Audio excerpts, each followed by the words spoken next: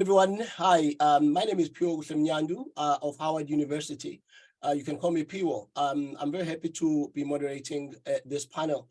Before we go any further, I would like everyone to please note that this session is being recorded. This panel on security challenges faced by search and rescue teams and emergency medical personnel in armed conflicts and insecure environments is being co-hosted by the Center for African Studies and the Humanitarian Security Challenges Working Group. It's taking place on the sidelines of the Second Summit of Democracy 2023, soon to officially begin here in Washington, D.C., to be co-hosted by the United States, the Republic of Korea, Costa Rica, as well as Zambia. Our panelists, our illustrious panelists today, whom I have the pleasure to learn from and moderate the panel, whose panel I'm happy to moderate. They are experienced scholars and practitioners in this area, and we're very glad that they're joining us. First, we have Bruria Adini of Tel Aviv University, and then we welcome Paul Spiegel of Johns Hopkins University, and Michael Walsh of Georgetown University. With those covering comments out of the way, I would like to kick off this conversation by kind of getting a lay of the land, if I may, because for the purposes of education, some who may not be familiar with the specialized terminology often used in this area, perhaps we can begin with these simple questions to help folks get up to speed. So, Professor Bruria, what is a humanitarian worker? Well, a humanitarian worker can be any individual or actually an entity, organization, governmental or non-governmental body that provides vital services for populations that have unique needs following any type of adversity. It can be man-made, it can be caused by a natural occurrence and so on, that leads to situations in which they cannot by themselves get the access or provide for their own needs. And one of the special elements is that it has to be done without any expectation of reimbursement or compensation of any kind. Thank you. I love this aspect of the humanitarian, the human being involved and no expectation of compensation. Thank you. Peter, what is a search and rescue team? Oh, Paul, sorry. I'm sorry. I was looking around for Peter. No problem. When I'm wrong, I'll just go for Dr. Spiegel. No, Paul's fine. So a search and rescue team is quite specific, whether it be a conflict or a natural disaster, as we've just seen in Turkey, where it's specialized teams that go in and are very time limited because of the amount of time that people can actually survive during this period. And they are searching and then hopefully rescuing people, whether it be underneath, often it's underneath rubble, or who are in areas where they're not able to flee. And so it's a very time limited amount of where people have special equipment, they have special skills to be able to move equipment, move either, let's say, rubble, and then make sure that they are able to rehabilitate or resuscitate people who are either affected by conflict or rubble or other areas. No, Paul, another term comes up, the emergency medical team. Is this different? If it is, how would you tell us?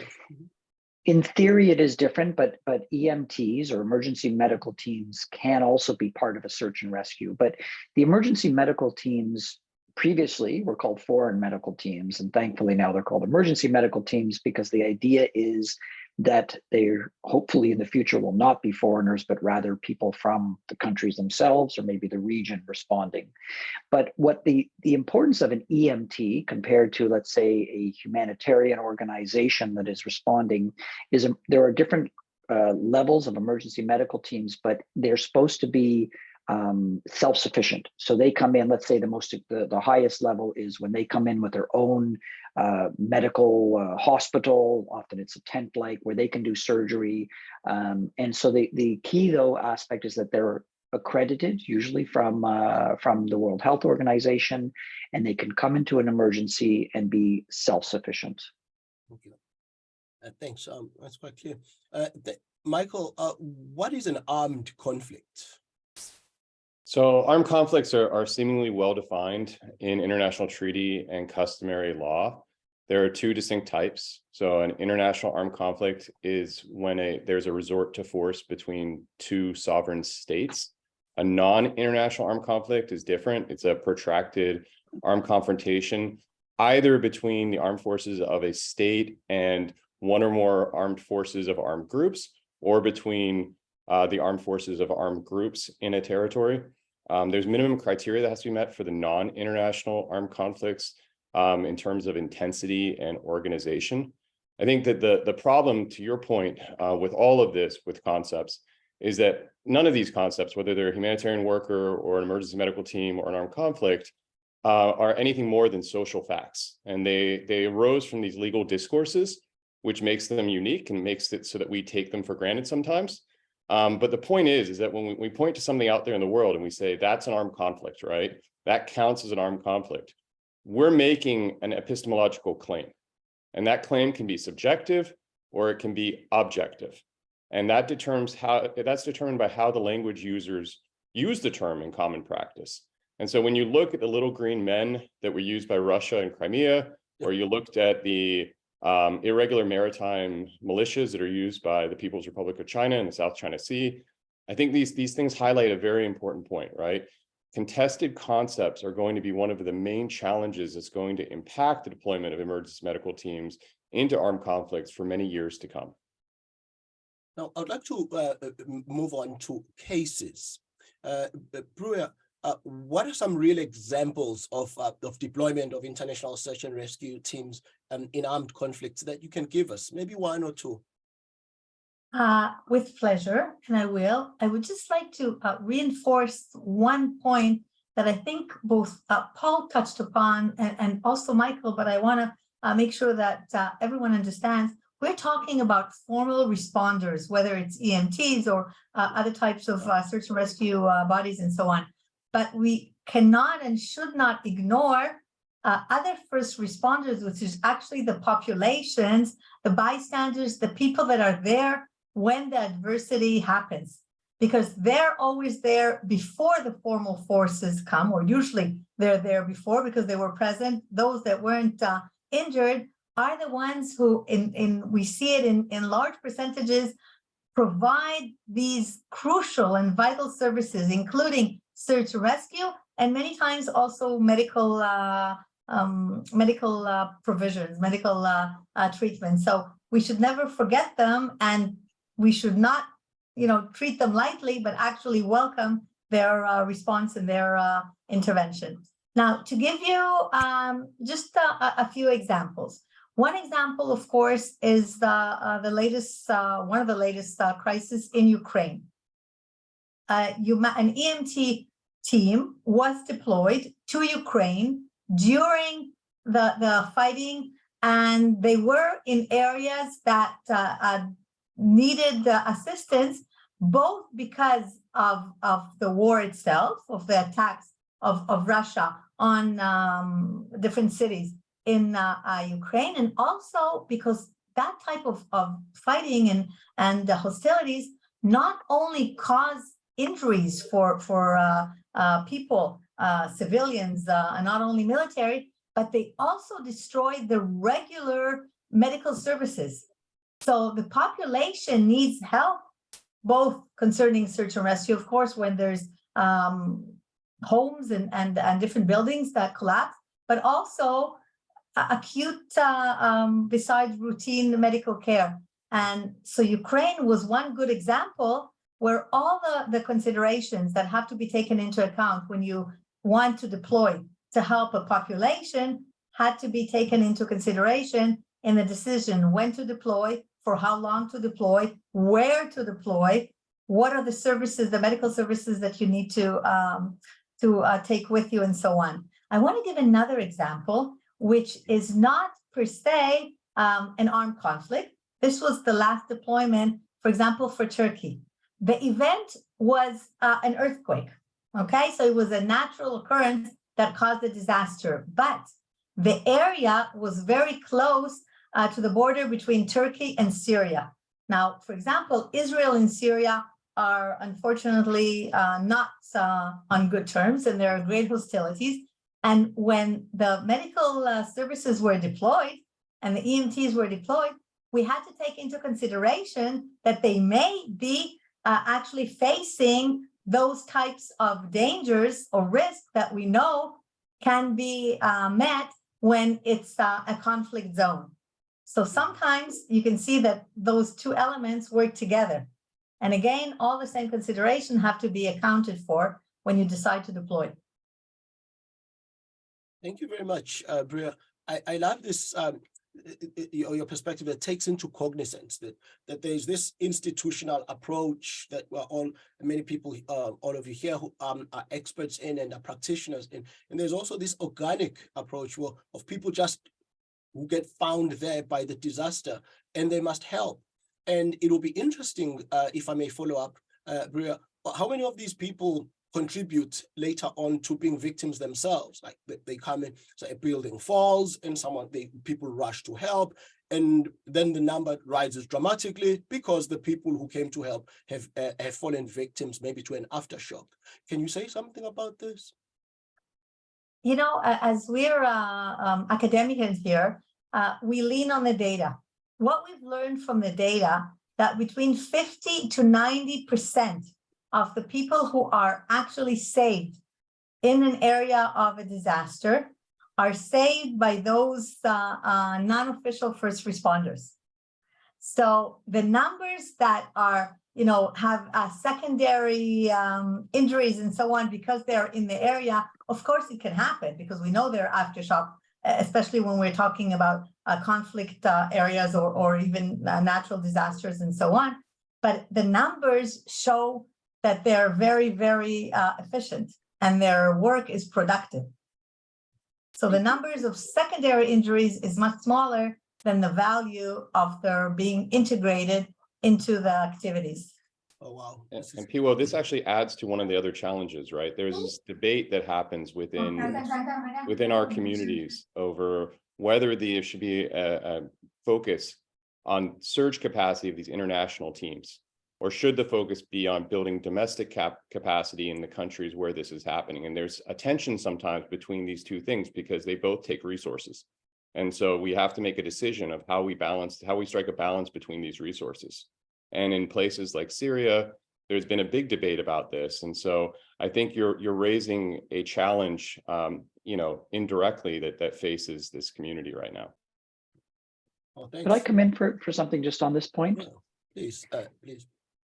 So 3 things perhaps. Number 1 is there's always concern in terms of search and rescue, particularly in areas where you have to think about both the immediate effects and then the longer term effects. And search and rescue, and when you have a very limited amount, particularly in conflict, where you have a limited amount of people that come in, there is this tension, particularly, I'm a physician, but I'm also more a public health person and a practitioner, of how much time and effort is going into search and rescue to save, and every life of course is important, but to save a limited amount of people versus how much time and energy should be putting into making sure that we are preparing for cholera, that we are preparing for making sure that the people that have access are able to make the health systems, let's say, function. So number 1 is there is this tension, and there always remains. But of course, search and rescue and finding these people under rubble is it's important. Every life is important, and it's very emotional. Number 1. Number 2 is the other aspect in terms of humanitarian work are humanitarian principles of first and foremost humanity, but neutrality, independence, and impartiality. And so the key thing that comes up a bit is that in the past, for example, emergency medical teams were really developed primarily at the beginning for natural disasters. And then when we were in Iraq for Mosul, that was one of the first times where the EMTs were actually much more involved in conflict. And then there can become questions when emergency medical teams are working together, in this case with the Iraqi forces. Therefore, and in some situations, these EMTs are actually embedded with the forces. How does that affect impartiality and neutrality? And so there's a lot of discussion right now about how to preserve humanitarian principles, but on the other hand, to get as close to wounded civilians. And in order to do that, the closer you are to the front line, the more lives you can save. There's a lot of interesting aspects that have been started with Mosul that have continued to occur to this day. Thank you very much, Peter. Keep calling you Peter. Thank you very much, Paul. I'm very sorry. Paul has raised a very important point that I think segues quite well into a question I was going to ask on failure. Where there's success, sometimes we see failure in these cases. So is there a case you could cite, Michael, of a failure where deployment of international emergency medical teams in armed conflict has taken place? Well, failure is always in the eye of the beholder, right? So a failure to one party might be a success to another. And that's something we have to point out right at the beginning, right? Not always do all of the parties want to have EMTs deployed when there's armed conflict. So I will cite the most recent example, which is Syria. It's drawn a lot of international attention. There were some serious delays in being able to even make decisions on deploying teams into northern Syria for a number of reasons. One of the biggest being an interpretation of international law and what is the criteria that would allow for the deployment of EMTs into countries. And so at the bottom of a lot of the calls to action for EMTs to self-declare that they're interested in deploying, there's always a note at the bottom which says no one should self-deploy into the region without the request and permission of the host country, right? And in this case, it's the Assad regime represents that host country, even though they don't have control of the territory of northern Syria. And so that presented a lot of questions and challenges to the international community and a lot of debate over what the criteria should be. So some groups maintained that the Assad regime didn't need to give permission. There was a broader interpretation of international law that could have been used that would have allowed for the deployment of emergency medical teams into northern Syria. Others maintain that there's only a binding resolution of the UN Security Council or the permission and request of the sovereign authority, which is the high contracting party, was required in order to be able to deploy people in. So there's this big debate over what is the criteria for having access to a place in the world. And so those debates that happened and other debates that happened, there are a lot of access challenges to getting into northwestern Syria. And so there was a delay in expanding the number of border crossings that were available into northwestern Syria. And in the end, most of the focus was on domestic teams providing support in northwestern Syria. And it gets back to the point that Bruria made about how important it is to have these domestic teams. One of the challenges of the domestic teams, to get to something that Paul mentioned, was one of the major responders in northwestern Syria is the White Helmets. And the White Helmets have taken a unique perspective on those principles that we talked about. So neutrality is one where they when this came out in an event earlier this week, they very clearly feel that they have a need because they're being targeted by the regime not to maintain neutrality, and they call out human rights abuses. So there's an example of a group of first responders who quite overtly and intentionally state that they're not trying to maintain neutrality in the conflict. And so it's an interesting case of failure for those who wanted to respond in northwestern Syria, but potentially success for those who didn't want them to respond in northwestern Syria. Okay. I think this, thank you very much, everyone. This segues quite well into this talk of contingencies, especially with regards to a military occupation. So it might be subjective, it might depend on how folks feel about each case. But I'm going to give a few cases and ask each one of our panelists to comment at will on each one of these cases. The question is, how difficult do you think it would be to operate in this? Which one would be the most difficult of the following 5? Of course, I'm a professor in African studies, so I'm going to put more than one African territory there. I'm biased. So northern Mozambique, Western Sahara, Transnistria, Nagorno-Karabakh, and Gaza. So pick one. We'll start with Paul and go to Bruria and go to Michael. Pick one or two and go ahead. Wow, well, they're all difficult, I would say. So it is, but let's say Gaza, for example, how to work, and if we are talking about humanitarian organizations, and I do want to differentiate between, let's say, humanitarian NGOs, non-governmental organizations, and then emergency medical teams. There is a clear distinction, but there are a bunch of things that come up. Number one is that when the US or other countries declare some of them to be terrorist organizations, already there's a huge limit, because these whether they be emergency medical teams or whether they be NGOs, they may be under US or European law criminalized if they are responding. And so we've seen this already of having dramatic repercussions, because it's unclear if they will be persecuted or prosecuted, both, but prosecuted, and therefore it is having a negative effect in terms of the response, number one. Number two, in terms of Gaza, clearly because of the political situation there, and because Hamas is considered by the US and the European Union and others a terrorist organization, it's very, very difficult to actually send foreign medical foreigners, whether they be NGOs or others there. And then finally, there is, in these situations, but in many that you mentioned, the key aspect is humanitarian space. And is there sufficient humanitarian space for workers to be able to actually respond? I just came back from Mali 4 weeks ago. It's another example of where up in northern Mali, in Gao and Timbuktu, it's far too dangerous for particularly non-Malians to be able to work there because of the being kidnapped, etc. So I'll stop there, but that's just one of many examples and context that one needs to think about in terms of how to respond in these situations. Excellent. Thank you. Bruria?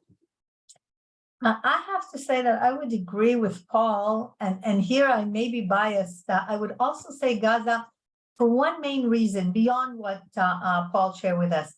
One of the big problems and challenges for humanitarian work within Gaza is that in many situations, the Hamas forces work from within hospitals, within schools, areas that are clearly should be, perceived as the main station for providing vital help and vital action.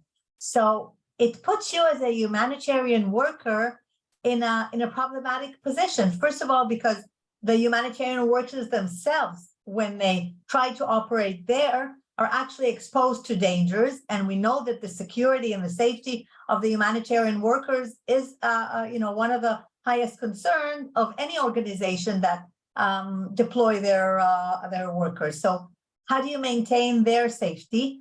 How do you provide these vital services to the population? The civilian populations, of course, needs help, needs dire help throughout. And this is an ongoing conflict for many, many years. And, there are peaks, but even when there are peaks, the ongoing situation when they don't have, for example, electricity 24 hours a day, which is something that all of us look upon as not even something to think about, because we usually have it at our disposal and so on. So unless you're South African, Bruria. Same thing, but if there are some places, for example, if you told me, Sudan or South Sudan, the Republic of Congo, and so on, there are places in Africa which you can find very similar risks, which for me, that makes it so much harder and so much more challenging for the humanitarian space to actually materialize all those actions that we want to implement. And when you have beyond the conflict, also this disparity between what you want to achieve as a humanitarian worker and the ability to actually function, I agree with what Paul said before. can you maintain neutrality? Can you maintain impartiality and so on? When you want to do what you believe in, but the situation is really complicated. Yeah. Thank you. You answered another question of mine, because I was going to ask if you are concerned about any specific contingencies in Africa, and you already mentioned some of these few places. Is there one that you'd like to mention again? If I could go, for example, one of the areas that I would love to work in would be Yemen. Okay, again, this is an ongoing conflict. The population there has suffered so much. Or other places, for example, now it's resolved, thank goodness, the hostilities in Tigray. For me, as part of the humanitarian realm, it was really hard to see what is happening at the same time, simultaneously, in Ukraine and in Ethiopia, in Tigray. Horrific things happened in both places, but one received a lot of attention, a lot of help. The other, not so much. And I think all of us are responsible in part of trying to raise awareness and raise the understanding why we help more in one place and we don't help enough in another place and so on. And I think it's part of our responsibility as humanitarian workers or even as academic personnel to try to, it's not that I believe that there is, a full equity everywhere in the world. That's probably too naive, but somewhat better than what we're doing today, I think is a must. Okay, thank you. Michael, did you want to chime in and pick one? No, I mean, I could do the opposite, right? There's some on this list that are easier than others, right? So northern Mozambique has happened. There's been a deployment of EMT teams into northern Mozambique, despite the conflict that's happening there. When you look at Transnistria, to get to the point that Bruria was making, I think it's really important to point out the difference between deploying somewhere like Ukraine versus deploying somewhere like Syria. Ukraine had very clear lines of control between Russia and Ukraine's armed forces, and they changed over time. But when you have the very clear front line, or at least semi-clear front line, and you have areas of control, then the EMT teams, as long as they don't get to the front line, if there's a safety distance behind it, they can operate, and it's been shown in Ukraine that you can deploy EMTs into an international armed conflict, and they can be effective. And so I think if you're looking at the Transnistria contingency, it depends what type of contingency you're talking about. If you're talking about a scenario similar to Ukraine, that's a lot easier in many ways for EMT deployments than would be a scenario like Syria or like Gaza. Okay. Can I come in on a point? Yes, I think that is such an important issue that I wanted to, again, emphasize. And when we looked at Mosul and when you're dealing with ISIS or Daesh, so that was a situation where the EMTs and people working could rely on the Iraqi military, but they were not able to work on both sides because it was for the first time the ICRC, the International Committee of Red Cross, was not able to actually speak to both sides. But I really wanted to bring in a point that hasn't been discussed yet, and that has to do with coordination. So I was with WHO. I'm a practitioner and an academic, so I was in charge with WHO of the emergency refugee response for Ukraine, so outside of Ukraine proper. One of the issues is that the EMTs, the emergency medical teams, are meant to be self-sufficient, but it doesn't mean that they're meant to be an island unto themselves. They need to be able to work very, very closely with the government and the health services. And what we see in many situations, which is good and bad, it's good that many EMTs want to deploy. That's what they're there for. The problem is there's often a lot of pressure to deploy. And so I was in the position there where I had to work with colleagues to try to better coordinate the response to the EMTs, because you don't want too many EMTs, number one. Number two is in Ukraine proper, the Ministry of Health is functioning, and it's functioning well, and so are many of the hospitals in Ukraine. And so this aspect of responding, and it's the same with humanitarian NGOs, when they respond in an emergency manner, we need to think more about how this response is going to affect the medium and long term, the so-called humanitarian development nexus. So that's another area that I think we all, including myself, need to work on, is to think about both contingency when we do respond, how this is going to affect potentially the health systems longer term. And secondly, when we respond, and particularly when foreigners are responding, are we ensuring that we're improving the capacity of local populations so that in the future, we hopefully will not need to respond? And just to interject on that really quickly, there's three types of teams that are on the list. There's military, there's government, and there's civilian. And if you look at the classified list the WHO has, we often reduce these conversations to the civilian teams. A lot of our conversation about civilian teams. There needs to be more discussion about the military teams and about how we use the military teams and what's incumbent upon them as humanitarian providers in these sort of environments, and whether they have an obligation to deploy in certain environments, irrespective of global politics. That's a whole separate field that's often ignored.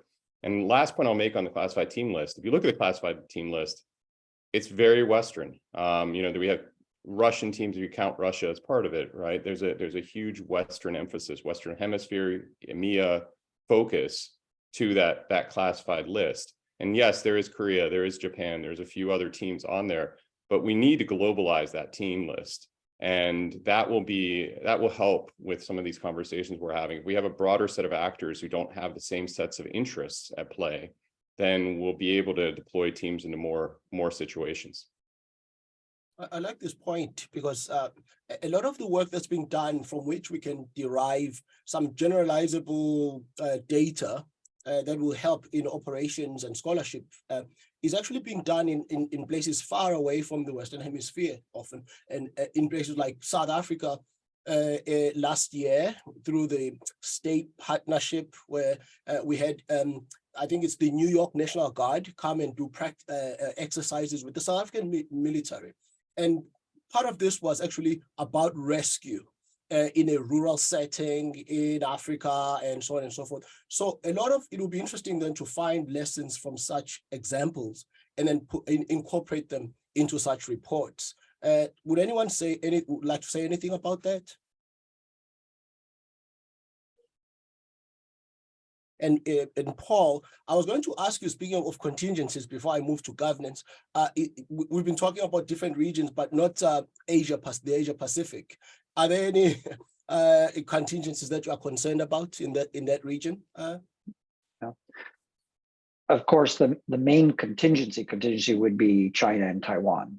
That is probably the largest, but that's a whole other kettle of fish. And then in terms of Asia, there still are, the other key aspect, I guess, is that we have to talk about is and the way humanitarian emergencies are graded, there are different gradings for them. And most importantly, probably the concept is that when is the country herself able to respond or not? And so in many situations, thankfully, and this occurred in Asia in particularly for natural disasters, they're very strong at responding themselves. And so in most situations, thank goodness, they don't need that same support compared to other regions, which is a very positive thing. But in terms of contingency planning, there are numerous different areas, and there are, even in the Philippines, in the south, there are armed groups in those areas. So there are a lot of areas that we need to continue within Asia itself to be to consider and have contingency plans ready. But certainly the biggest one is going to be Taiwan. Okay. Thank you. And governance, Bruria, what do you think is the biggest challenge to with governance of these teams in armed conflict?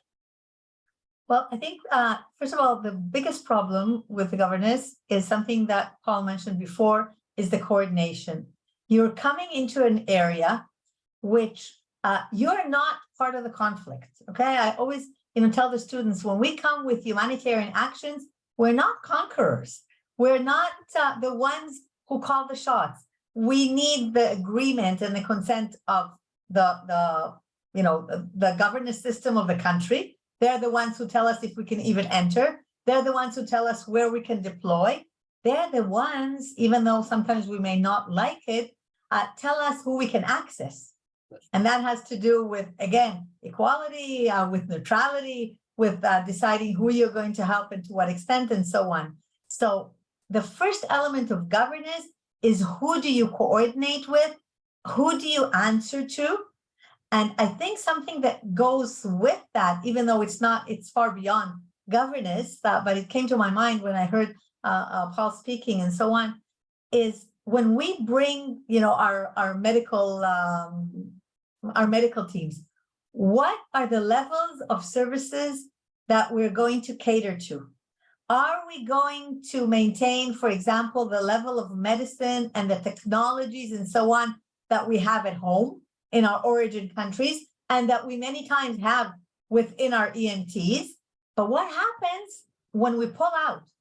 Because, for example, Israel was, that's a military, one of the EMTs is a military EMT, which was the first one that was recognized and accredited with the highest level of the WHO. It's got, wonderful technologies of imaging and laboratory and so on. But the most, we stay for a month. Now, what happens then? And are we able in that month to train or build the capacity of the local responders to continue? Or are there other EMTs that can take over when this specific EMT pulls out and so on? So governance has everything to do with what are you doing when you are there, but also how you're preparing your exit strategy in order to make sure that you actually did good and did not do damage. And always one of the elements that, it's in history, what happened in Rwanda when it was very good medicine to do external fixators, but then you need to pull them out after 6 weeks. But if you're gone after 4 weeks and you didn't coordinate the continuation, what you did was actually more damage. That's a failure. And, we all learn from that, okay? The whole element of the sphere and the standards of humanitarian action was actually born because we learned from our mistakes and so on. But we're still not always considering this continued governance coordination in order to make sure that we're building the local capacity and that we're coordinating among us so that, for example, one EMT has wonderful surgical capacities, but it's coordinated with another EMT that maybe does less surgeries, but has a wonderful hospitalization capacity. I always think of the American ships that have 1,000 beds, the Israeli EMT, which is wonderful, but it has 50 beds, okay? And it's gone after a month. So if we don't do that from day one, when we come, we have to think of the exit strategy and start this coordination throughout our deployment. Only then can we actually ensure that we're productive and that we're doing good and that we're effective humanitarian workers. Well, thank you, Bruria. You've actually moved us ahead into this issue of capacity, right? And it would seem to me naturally that it goes without saying that there are capacity gaps, and maybe Michael or Paul or both, if you could speak about how these differ from one region to another, maybe with an example, and how these actually affect governance in situations of armed conflict or emergencies. I'm happy to go first. I mean, so part of this, it's reflected in the classified teams list that we see, right? There's certain countries that have more capacities than others to be able to respond to an all-hazard situation, both in their own country and in other countries. And when we talk specifically about emergency medical teams, we're talking about a window, which I think Bruria talked about earlier. It's a short window. You have to be able, you not only have to have the capacity to be able to respond, you have to have the capacity to respond somewhere else in the world quickly. And those capacities are not held equally around the world. As you can imagine, we see the disparities in healthcare. There's disparities in emergency medical teams capabilities around the world as well. And so one of the things that's happening, we have this emergency medical team initiative when we talk about governance, and it plays a key role, and it hasn't been mentioned yet. But there's a regional aspect to that as well. And so one of the objectives right now is to improve capacity building in some of the regions that have less capacities than others to be able to have these responses. And I think that manifestly, when you look at the list, it hasn't happened yet. We know that. But there is an initiative underway to try to make that happen over time. Whether that's moving quickly enough, I mean, I would defer to practitioners and politicians. But from an academic perspective, there is a stated objective or intent by the World Health Organization to try to reduce those inequities over time. Paul? Yeah, maybe following on that, agreed that has to be that a lot of this is going to relate to funding, and is there sufficient funding to be able to move this forward to the areas that need to be capacitated that often do not have that funding. So a lot of this will relate to donors. Another issue I'd like to bring up, I mean, we've talking about decolonialization of aid and assistance and response. But when you look at the history of the EMTs, as we said, originally they were foreign medical teams, but quickly we switched that nomenclature. So if we are going to ensure that local and then regional emergency medical teams are going to be responding, that would also help in terms of the let's say the reduction of the Western influence. And then finally, perhaps, I don't know if it's specifically for this particular topic, but one of the areas that I think is quite important is to recognize what is the EMT's remit. And as we've seen, they've been quite successful and they've done a lot of good work. But the question is, how do the EMTs, or how will this be growing in such a way? And they're very different from, let's say, the Médecins Sans Frontières, the Médecins du Monde, the IRCs that respond as humanitarian organizations.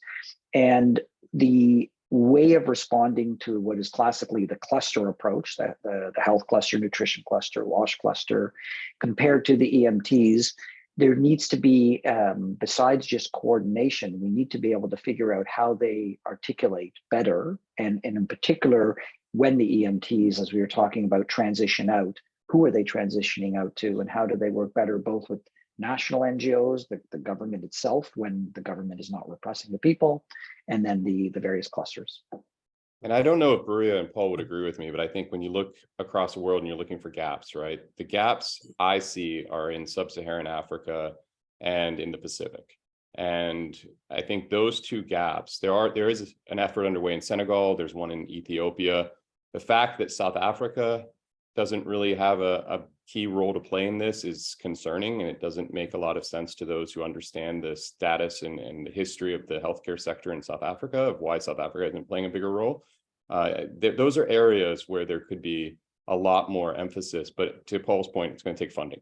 And it maybe also takes a restructuring of the EMTI initiative itself, so there's more of a regional focus, so that you deploy first within the region and then you look to the international. Right now, it's just a no man's land. And so that anyone can self-identify and start deploying. And so I think that if there really wants to be a structural mechanism to address this inequity, once the funding's there, once the teams are there, then you have to start thinking about what's the prioritization for where people deploy from.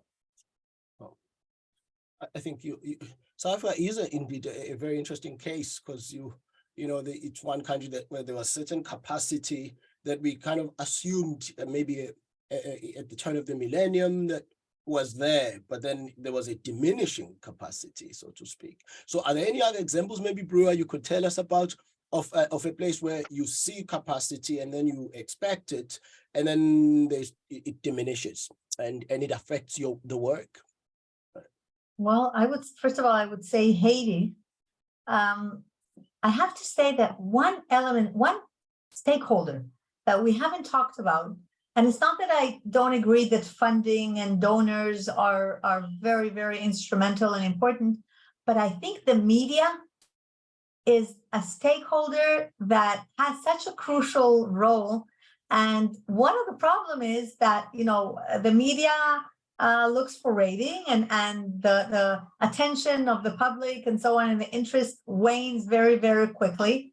And with that, when the coverage wanes, also the funding sort of diminishes and so on, or we have to work much harder in order to try to find these funders and so on. So something, and one of the examples that come to my mind, in a couple of months, I have to be on a tour of lectures in Canada. And when we were discussing the elements and so on, and I raised, for example, studies that we did in Ukraine, the reaction of the hosts were, Ukraine doesn't interest anymore.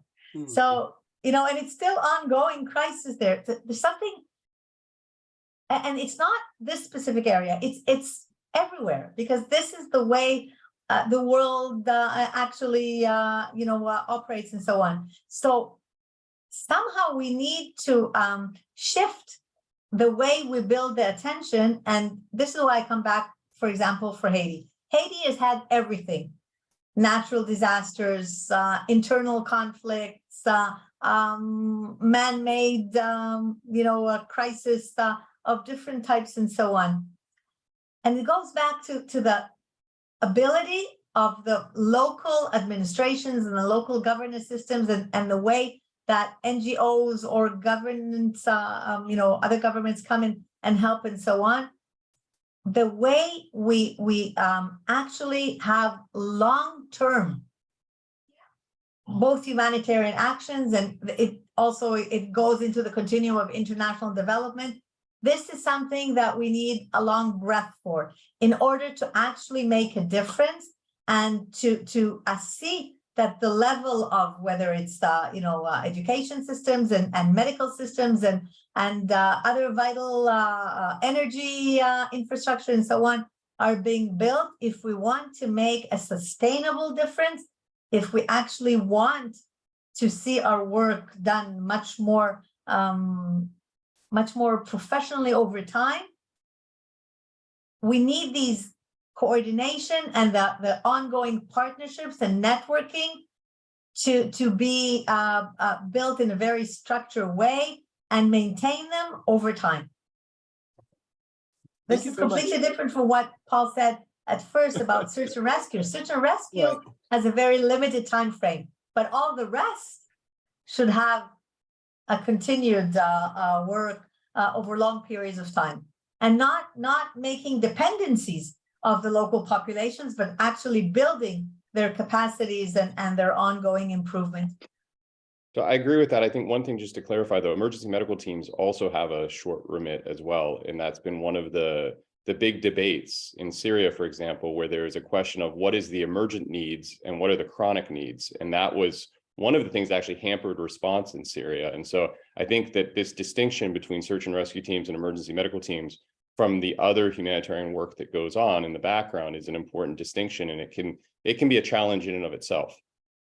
Yeah, I would agree. Can I maybe add two components? One is what I've seen, and I spent 15 years in the UN before joining Hopkins, is that there's always mission creep with whatever is developed. You have some success and then it goes longer. And I do think EMTs have a very should have a time-limited response. Okay. And even in Northwest Syria, there is capacity there. It's not, because of the sanctions, because of the border crossings, it's still limited. But we need to be able to be working with people in Northwest Syria and the healthcare system. And so as soon as we can, we need to be focusing on health systems as well to make sure. But there's one other thing I wanted to bring up. I think Michael was talking about this, and I wanted to discuss a little bit further in terms of the EMTs.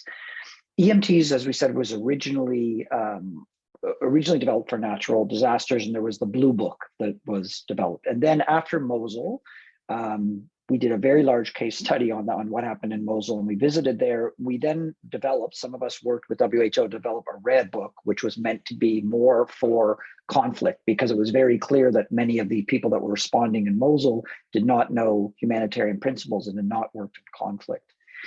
The big question still remains in terms of the classification of the EMTs for those that are working with governments. And when there are very big political issues, should they be responding in humanitarian, particularly if they have a military link? Should they be responding in some of these conflict areas when they have a link to a military, potentially even with big political differences, et cetera? And I think that's still something that we need to discuss. I'm a humanitarian at heart, and I think there are times to work with the military, absolutely, but there are times not to because of the humanitarian principles. Awesome. And I think there's actually an interesting point on that, just not to add any more and continue us on this course, but the Red Book happened, and there's still a lot of debate about whether the Red Book is sufficient for the world that we live in today. And there's a section called limitations in the Red Book, and those limitations we meet in many cases, right? So the book that was created can't meet many of the conditions in which we actually have to think about in the real world about deploying emergency medical teams. And I think that one of the things that we should do is think about how we grade teams. We grade them by capabilities right now, and we grade them by type. We say they're military or government. What we don't grade them by is their own adherence to these principles. And I think it's important to think about how these teams view their obligations to abide by these principles. Like the White Helmets we talked about earlier, they have a different view on neutrality. Team Rubicon has a different view on independence. So that you have differences within these groups from each other. And we don't actually have a very good, categorization of teams based on these principles. And I think the best way to do it would be allow the teams to do it themselves. Ask them, where do you fall on the spectrum of neutrality? Where do you fall on the spectrum of independence? And let the world know, let it be transparent. And I think that would help a lot in this decision-making process, but we don't do that right now. Okay, folks, I think we have about 4 minutes. Anyone who wants to learn more about this work, please take their classes. And I look forward to, I should join your classes myself. It's just that Tel Aviv is far away from here. So at least Baltimore is up the road. So we'll start with Bruria and go to Paul and then Michael.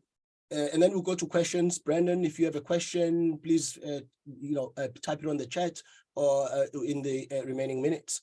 So each of you, please tell us what are some what keeps you awake at night when you think about this work that you've dedicated a lot of years and research and hard work, if I may, into. So what keeps you awake at night? What are some potential problem areas or problem places that worry you vis-a-vis your humanitarian or security need? Bruria? I have to say that for me, what keeps me awake are always the questions of what did I not discover? Who did I not reach to provide the help? It's usually those you asked before about the failures. The successes makes you very happy for a very short period of time. The elements that keeps concerning you is what did you not do enough? Oh, missed opportunities. Thank you. Go, Paul. Sure. 2 points. One is the lack of either memory or institutional memory. So the repetition that is occurring, we seem to be making the same mistakes over and over and over again. And it's very frustrating for someone who's been working very long in this field.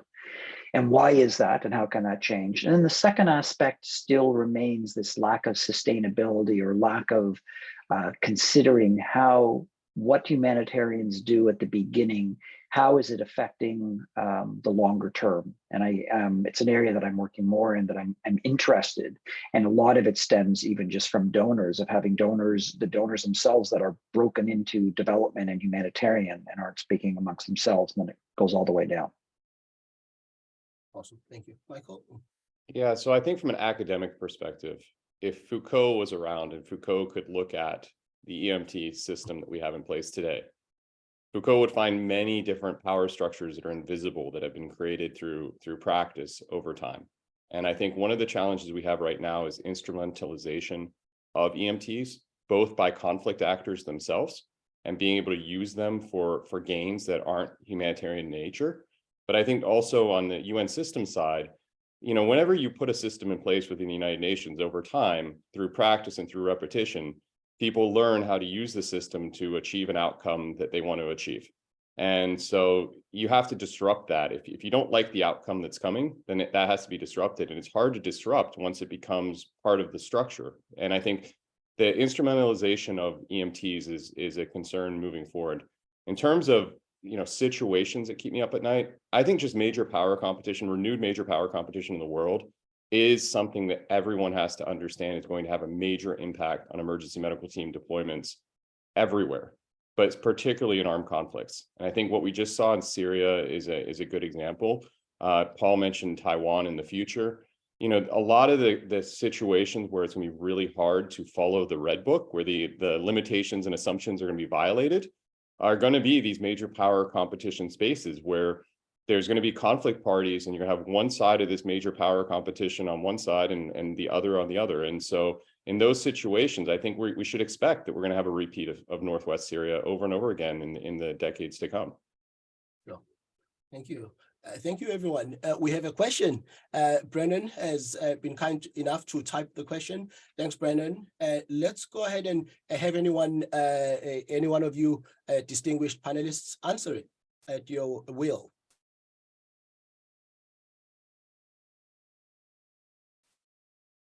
I'll just mention briefly that as conflicts wind down, firstly, sadly, it's not often the case that they're winding down. They're becoming more and more protracted, and so it is more complex.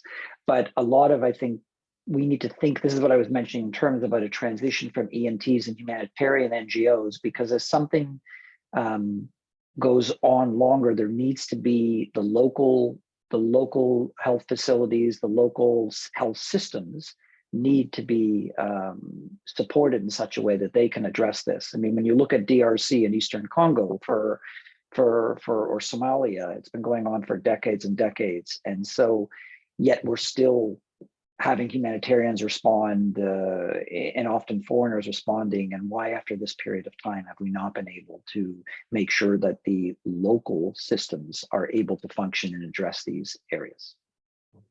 And to get back to what Paul and I had talked about with these timeframes, when you talk about search and rescue teams and emergency medical teams, there's no expectation in the short time frame that they're deploying that the conflict's going to wind down. They're there for a very short period of time. It's unreasonable to expect the conflict's going to wind down in that period of time. When we start talking about winding down, we're talking about the other humanitarian activities that are happening on the sidelines, and this chronic needs of the population. That distinction between what the search and rescue teams and emergency medical teams can reasonably respond to, those unmet needs, don't include the chronic needs. And that is actually a point of misunderstanding, I think, many times in the media, in civil society, everywhere. There isn't an understanding. And because this is so technical, I think it's very hard to expect there to be an understanding whenever something happens. And when that breaks down and those chronic unmet needs aren't met, people get frustrated and they blame the search and rescue response and they blame the emergency medical team response. But that's not what that response is actually intended to fix. But just to balance that, I think we've been seeing in the past, certainly in the past decade, that side by side with the action of the EMTs and the search and rescues, many NGOs come and from the beginning start to look after the psychosocial aspects of the populations and the different needs.